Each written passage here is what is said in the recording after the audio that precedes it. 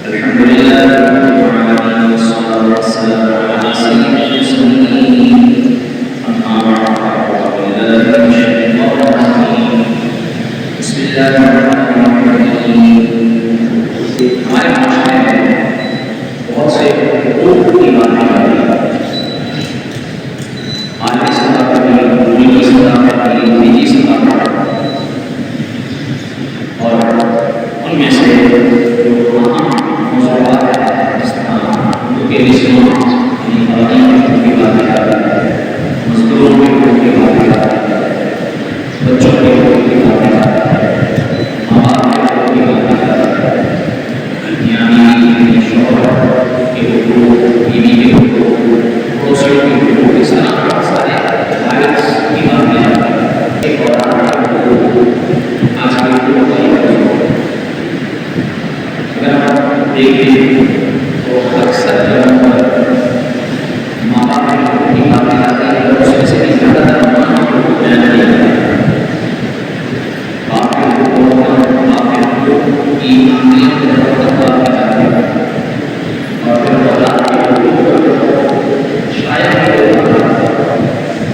لیکن ہمیں سوچنا چاہیے دیکھنا چاہیے جس طرح ایک طرف ماں باپ کے حقوق شریعت میں بیان کیے ہیں اور علماء نے وہ حقوق کی تقریر کے ہونے ہیں اور ایسے لوگ ہوتے ہیں کہ جن کا تعلق خاص طور پر اولاد سے ہے وہ بچوں کے تکلف ہونے کے بعد یعنی جب تک بچے نابالغ ہیں جب تک وہ شوقے کے تکلف نہیں جب تک وہ شوقے کے بعد نہیں لیکن جو ہی وہ بالغ ہو جاتے ہیں اب اس کے بعد وہ ماں باپ کے حقوق میں وہ کیا کرتے ہیں اور جیسے جیسے بڑے ہو جاتے ہیں ماں باپ بوڑھے ہو جاتے ہیں بچوں کی ماں باپ سے ذمہ داریاں لے جاتے ہیں اور ان کے حقوق اسی طرح بڑھے جاتے ہیں علماء کہتے ہیں کہ ماں باپ کے حقوق کو بچوں پر بالغ ہونے کے بعد آگے ہوتے ہیں اگر بچپن سے ہی ماں باپ کے حقوق سکھائے جاتے ہیں اور انہیں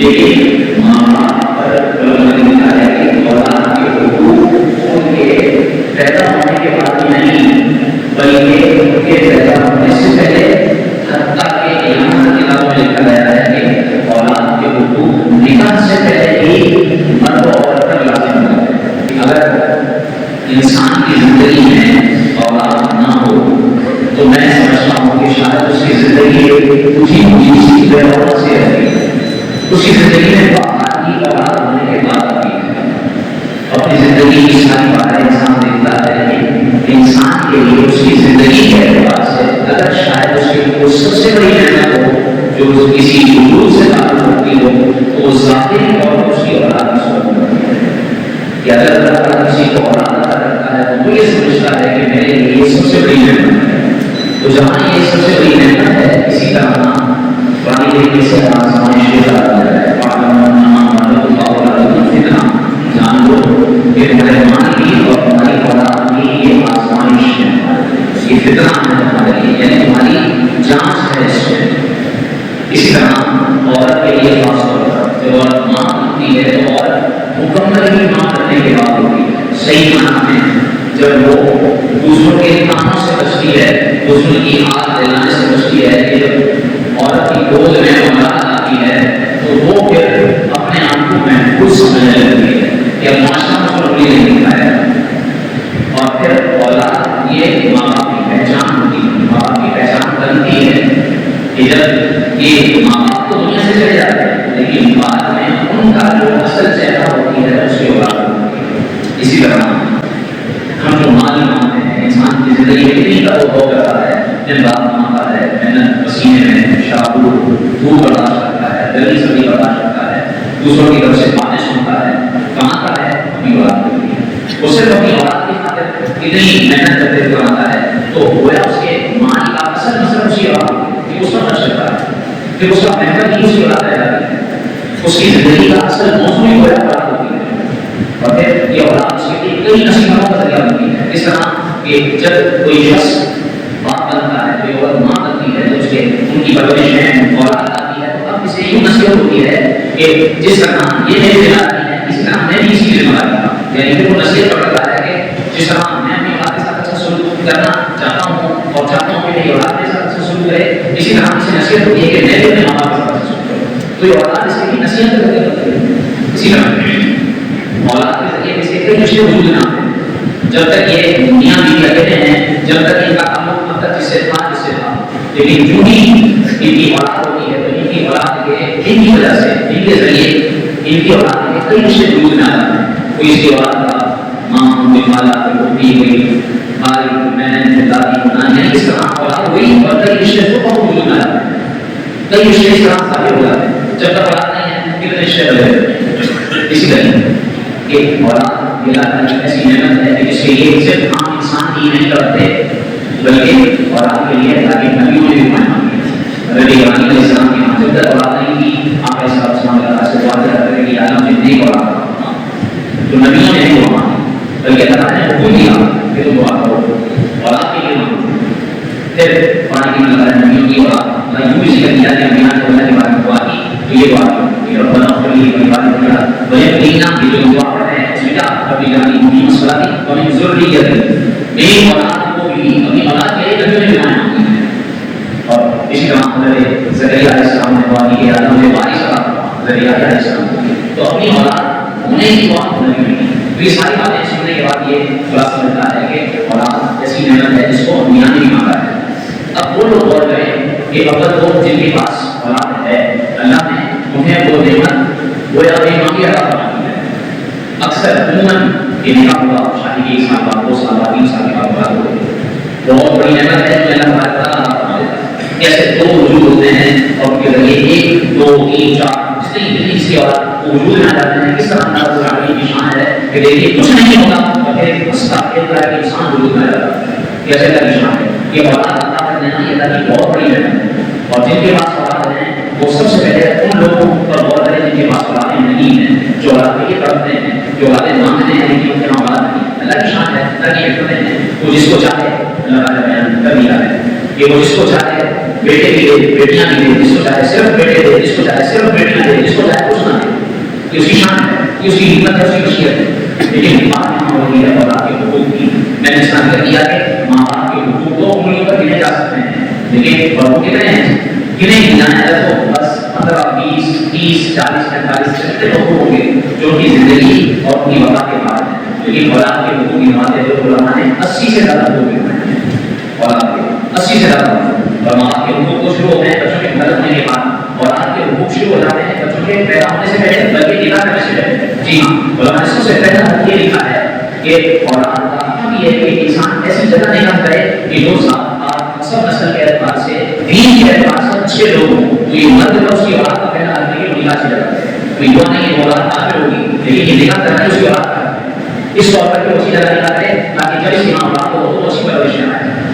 یہ اولاد کا پہلا علماء نے بیان کیا. نکاح سے بھی پہلے پھر ابھی وہ اولاد کی پیدا نہیں ہوئی علماء نے لکھا پیدائش سے پہلے اس کے 12 حقوق علماء نے لکھے. کس طرح دوسرا انسان نے کہا کہ ایک تو نکاح اچھی ذات پاک کا نکاح اچھی نسل سے کرے، دوسرا دیندار جگہ پر شادی کرے. علماء نے لکھا اس لیے کہ دینی عورت سے، دینی لڑکی سے، دیندار اسلامی عورت سے نکاح کرے گا تو وہ فائدہ یوں ہوگا کہ اللہ رب العالمین اس بچے کے اندر ماں کی وجہ سے اچھی عادت عطا فرمائے گا. کیونکہ جو بیج دراصل جو پرورش پاتا ہے وہ ماں کے اندر، اور اس کے ذریعے جب اس کی گود میں بچہ آتا ہے تو اس کی پرورش کا، اس کی تربیت کا جو پہلا کہلاتا ہے وہ ماں کی گود میں. اسی طرح علماء نے لکھا کہ جو یہاں ذکر کرنا ہے جلدی جلدی ذکر کروں گا کہ سمجھدار سوچ سمجھے. علماء نے لکھا کہ جب وہ قربت کرنا چاہے بس یہ بات پہلا نہیں، حق یہ ہے کہ وہ بسم اللہ الرحمن الرحیم پڑھ کر قربت کرے تاکہ شیطان کے قدر سے محفوظ ہو جائے. یہ بھی اولاد ہے ورنہ شیطان سے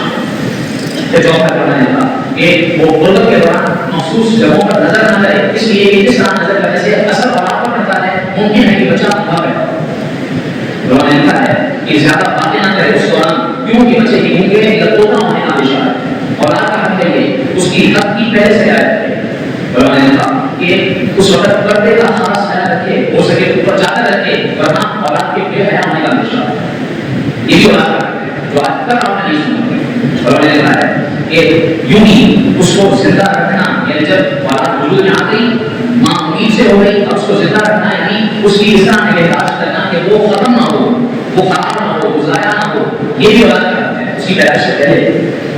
اسی طرح علماء نے لکھا کہ اگر حمل ہو جانے کے بعد جب اولاد کا وجود معلوم ہو گیا اور چند ایام یعنی 4 ماہ کا عرصہ گزر گیا تو علماء نے لکھا کہ اب اس کا وراثت کا حق بھی ثابت ہو جاتا ہے. یعنی اگر باپ مرے گا اور جب اولاد پیدا ہوگی تو جس طرح زندہ اس کے پہلے سے جو رشتے ہیں وہ وارث بنیں گے, اسی طرح یہ دنیا میں آنے والا بچہ بھی اپنے بڑے ہوئے باپ کے مال کا وارث ہوگا. پیدائش سے پہلے کا اس کے بارے میں وصیت کرنے کا حکم ہے. اس کے بارے میں علماء نے لکھا کہ وقت اگر وہ کرنے کا وہ اس کے لیے جائز ہوگا. یہاں تک کہ اگر شریعت کے اندر اگر امید والی عورت جس سے کوئی ایسا شرعی گناہ ثابت ہو جائے جس کے اوپر امامت بنتی ہو, کون سی امامت؟ امامت حد, یعنی اس کے اوپر کوئی سزا لازم ہوتی ہو. تو علماء نے لکھا کہ جب تک اولاد پیدا نہ ہوتا ہے, یہاں تک کہ جب تک اولاد پیدا ہونے کے بعد اس کی اچھی پرورش نہ ہوتا ہے, وہ اپنے ہاتھ سے کھانے پینے کے قابل نہ ہوتا ہے, اس عورت کے اوپر اسلامی سزا جاری نہیں ہو سکتی اس کے اولاد کا. اتنی بڑی بات ہے. تو یہ وہ حقوق ہیں جو ابھی اس کے پیدا ہونے سے پہلے پہلے ہیں. اور اگر عورت کو امید والی عورت کو طلاق ہوتی ہے تو اس کے بعد جو اس کا نام نفع لازم ہوتا ہے وہ عورت کی وجہ سے ہوتا ہے, وہ عورت کا ہوتا ہے. اور علماء نے کہا امام احمد بن حنبل کے نزدیک یہ لکھا ہے کہ بچہ کو اگر پیدا نہ ہوا ہو, اناف میں تو یہ ہے کہ جب بچہ پیدا ہو جائے عید کی صبح سے پہلے پہلے بعد اس کا پیدا دینا ہوگا. امام احمد بن حنبل کے نزدیک یہ ہے کہ اگر پیدا بھی نہ ہوا ہو پھر اس کا پیدا دیا جائے. اتنے حقوق دیکھیں کہ اولاد کے یہاں ماں باپ اپنے حقوق کی لڑ لگاتے ہیں, میری بات نہیں کرتے, میری عزت نہیں کرتے, مجھ سے بات نہیں کرتے, مجھے کھانے کو نہیں دیتے, مجھے مال نہیں دیتے, میرا احترام نہیں کرتے, میری بات نہیں مانتے. ماں باپ اپنے حقوق کی لڑ لگاتے ہیں. ان سے پوچھ لیا جائے یہ بتاؤ تم نے اپنی اولاد کی پیدائش سے جو کہ حقوق پہلے کے تھے ان کا کیا نام ہے؟ پتہ ہی نہیں ہوگا تو بیان آ سکتے اس کے آگے چلیں. جب بچہ پیدا ہوتا ہے اب یہ وہ حقوق ہیں جو پیدائش کے بعد ہیں. سب سے پہلے سیدھے کان میں اذان اور الٹے کان کے اندر یہ کہنا کہ اولاد کا ہے, اور یہ کس کے اوپر لازم ہے؟ باپ کے اوپر لازم ہے. باپ کے اوپر آتا ہے امام صاحب کو دی امام صاحب بچے کے کان میں آتے ہیں بھائی تم مسلمان ہو, باپ تم بنے ہو, تم کان میں آنا ہونا تمہاری ذمہ داری. وہ حقوق کو نہیں دیا اور بچے کو کہتے ہیں کہ یہ ہمارے حقوق بتا ہے. اس کا پیدائشی حقوق نہیں دیا. کان میں 4 مرتبہ اذان دیا, 4 مرتبہ پھر دیکھا تو اس کو یہ نہیں پتا کہ غصہ کیا. دائیں کان میں سیدھے کان میں 4 اذان کرے, بائیں کان میں 3 بار تقریر ہے کہ اولاد کا ہے. انہوں نے لکھا ہے اس لیے لکھا ہے کتابوں میں کہ اگر اسے یہ چیز آرام نہ دے تو اس بچے میں ام السریان یعنی اس بچے کے ہاتھ پاؤں ٹیڑھے ہونے کہ اس کی اسے جھاگ نکلنے کی بیماری ہے, اس کا اندیشہ رہتا ہے. یہ کرے پھر کوئی میٹھی چیز چبا کر جس طرح چھوڑا اس کی مٹھاس اس کے گلے میں ڈالے تاکہ اس کے حالات اچھے ہوں. مٹھاس یہ اچھے طرح سے ایک بڑا کہ اچھا شعور ہے. اسی طرح پھر اس کا حق ہے کہ وہ 7 دن کا یا 14 دن کا یا 21 دن کا ہوتا ہے اس کا عقیقہ کرے. یہ اس کے اعضاء کی گردی اس کو رحم سے چھڑانا ہے. یعنی اگر اس نے اولاد کا پورا فائدہ اٹھانا ہے تو اس کا عقیقہ کرنا ہے. کتنے ایسے لوگ ہوں گے کہ جنہوں نے اپنی اولاد کا عقیقہ نہیں کیا ہو, یہ ان کا حق ہے اور ساری زندگی عقیقہ کیا جا سکتا ہے. اور اس میں بھی یہ سوچتے ہیں کہ جی بکرا لا سکوں گا تو عقیقہ ہوگا بھی نہیں. ضروری نہیں کہ 2 بکرے لڑکے کی طرف سے ہو, 1 بکری لڑکی کی طرف سے نہیں. کسی بھی طرح سے اس کا عقیقہ ہے. 1 بکری کی کر دی جائے یا قربانی کے جانور میں بھی اگر ایک اس کی طرف سے عقیقے کے طور پر دیا جائے تو اس کا عقیقہ ہوتا ہے. اس میں کوئی اس خاص شرط نہیں ہے. اسی طریقے سے پھر اس کے بعد اتروانا, پھر اس کے بعد کے بعد جانی صدقہ کرنا, یہ بھی ماں باپ کے پر لازم ہے کہ اولاد کو حقوق میں سے ادا کرے. کتنے لوگ کے ساتھ جیسا زعفران ملے یہ بھی اس اولاد کا حق ہے. اس کا اچھا نام رکھے. نام رکھنے کے لیے بھی آپ دیکھیے کہ اب تو لوگ پیدائش کر کے خوش ہوتے ہیں. بعض اوقات گھروں کے اندر جھگڑے ہوئے ہوتے ہیں کہ جی باپ جس کا حق ہے نام رکھنا کس کا ہے؟ باپ کا ہے, کیونکہ اولاد اس کی ہے. اگر سے اولاد اس کے یعنی باپ کے ماں باپ کے دادا دادی کی اولاد ہے, اس کی بیوی ہے, بچے کی ماں ہے, وہ بھی اس کی اولاد ہے, لیکن اس کا حق اگر سے ہے کہ اصل حق باپ کا ہے. باپ نام رکھے اپنی اولاد کا. اور آج کل نام رکھ دیتے ہیں, اچھے اچھے نام رکھ دیتے ہیں, لیکن اچھے نام رکھنے کے بعد ان ناموں کا حال کیا کرتے ہیں؟ نام سے بناتے ہیں. جاوید نام رکھا اس کو دیدا دیدا کہیں گے, اور بہت سارے نام آپ اقبال نام رکھے اس کو ہم بالا کا بلائیں گے. یہ ایسے غلط غلط نام ہیں, برے برے نام, ناموں کو بگاڑ دیتے ہیں. نام بگاڑنا حرام ہے. قرآن میں منع کیا گیا ہے بھائی اس نام کس لیے رکھا ہے؟ اس کو پکارنے کے لیے. اگر اس کو پکارنے برے نام سے رکھا تو اچھا نام بھی رکھا تھا. تو بچے کو اس کے نام سے پکارا جاتا ہے اور اس کے صحیح نام سے پکارا جاتا ہے. برے نام سے لوگ پکارتے ہیں, نام ہی بگاڑ دیتے ہیں. نام کی پیار میں پکارتے ہیں تو پیار میں اچھا نام لیں, پیار میں اچھا نام دیا جاتا ہے, نہ کہ اچھے نام کو بگاڑا جاتا ہے. لوگوں کو اس کا نہیں پتا, اپنے بچوں کے نام ہی بگاڑ دیے پھر کہتے ہیں یہ ہمارے حقوق ادا کریں. یہ اثر پڑتا ہے ان پر, ان اولادوں پر, جس کی وجہ سے وہ بگڑتے ہیں. اور بگڑتے ہیں تو سب سے پہلے جو حقوق ادا نہیں ہوتی ہے وہ ماں باپ سے ہوتی ہے. اسی طریقے سے علماء نے کہا کہ مارنے میں احتیاط کرے کہ اپنے بچے کو اس طرح نہ مارے جس سے اس کی عزت نفس کے اوپر چڑھتا ہے, جس سے وہ دوسروں کے سامنے اپنے آپ کو گرا ہوا سمجھے.